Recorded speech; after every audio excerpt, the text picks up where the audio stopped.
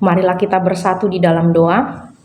Terpujilah Engkau Tuhan Allah Bapa kami yang memberkati kami hingga pada saat ini. Tuhan, kami akan mendengarkan firman-Mu. Biarlah kiranya kasih Tuhan menyertai kami. Berfirmanlah ya Tuhan, kami telah siap untuk mendengarnya.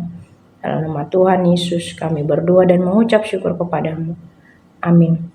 Saudara terkasih dalam Tuhan Yesus Kristus, nats firman Tuhan yang memberkati kita pada hari ini tertulis di dalam 1 Yohanes 4 ayat 9 dikatakan, dalam hal inilah kasih Allah dinyatakan di tengah-tengah kita, yaitu bahwa Allah telah mengutus anaknya yang tunggal ke dalam dunia supaya kita hidup olehnya.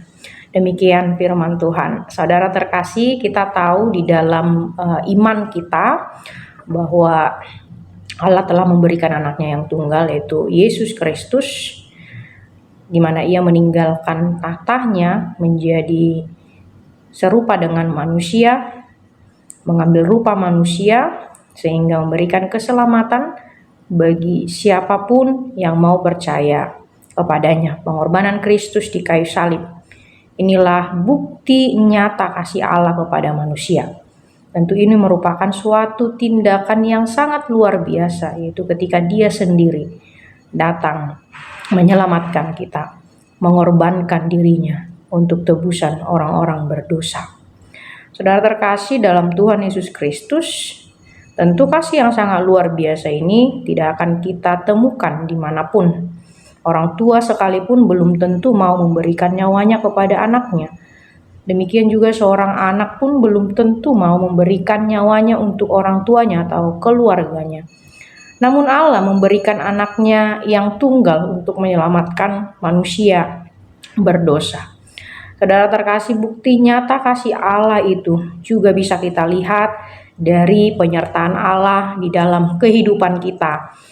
Tuhan menyertai pekerjaan kita, Tuhan memberikan nafas kehidupan setiap hari, memberikan kesehatan, memberikan umur yang panjang.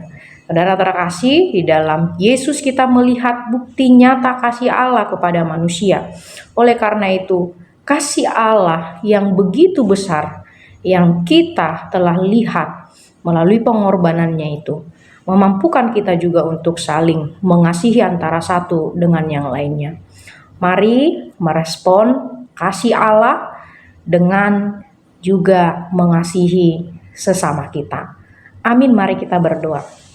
Terima kasih Tuhan untuk firman-Mu yang mengingatkan kami bahwa betapa besar kasih-Mu kepada kami ya Tuhan, di dalam memberikan keselamatan dengan memberikan nyawa-Mu sebagai ganti tebusan dosa-dosa kami manusia.